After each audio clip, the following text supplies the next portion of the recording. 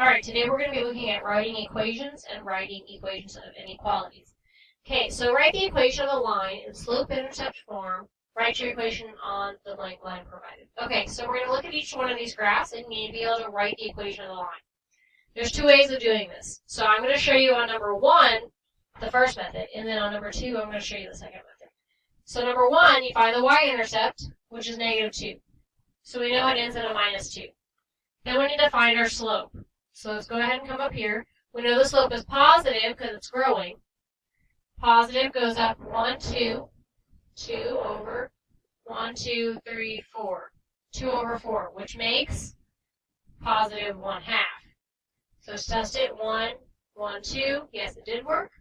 So y equals 1/2 x minus 2. So that's one way of doing it. The next way of doing it, I want you to find 2 points. So there's a point here, and there's a point here. This point is at -1, 1. -1, 1. Okay, this point is at 0, -1. And here's what I want you to do. In your calculator, go to stat, type in those points.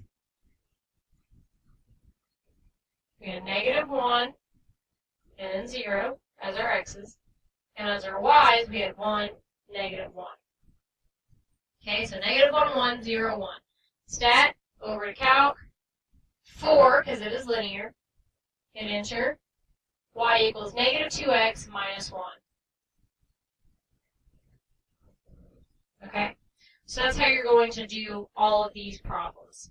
I want you to draw your attention to some things, like number 4, the y-intercept 0, the slope is 1. That's the hint I'm going to give you. The equation here should be what? So if the slope is 1, so it rises 1 over 1, the y-intercept is 0, you'd think it'd be written y equals 1x plus 0, right? But that's not the case because we don't write 1 in front of x, and we usually don't write 0. So the equation will be y equals x. Okay. Now, this one right here. The line's going through the y-axis at 3. It's not doing anything else. Through the y-axis at 3. So it's going to be y equals 3. Remember, this one's not going through the y-axis. It's going through the x-axis at 1. So see if you can come up with that equation. All right, flip your paper over. Okay, this one, you're going to need to figure out the equations for each problem. I'm going to do one with you. I'm going to do number 13. 13 says a rectangular piece of property has a perimeter at most 50 meters. So 50 is the biggest it can be. Okay, can it be smaller than that?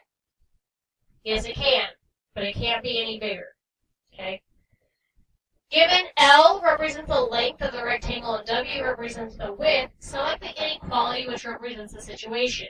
Well, it's saying that the perimeter is 50, so that's 2 times the length plus 2 times the width, right? Because it's length plus width plus width.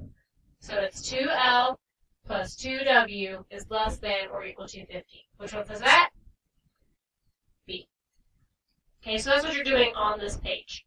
Be sure to submit your answers online and turn in your hard copy paper.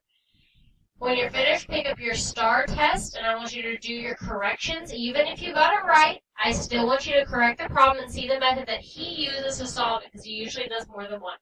All right, good luck. Let me know if you need any help.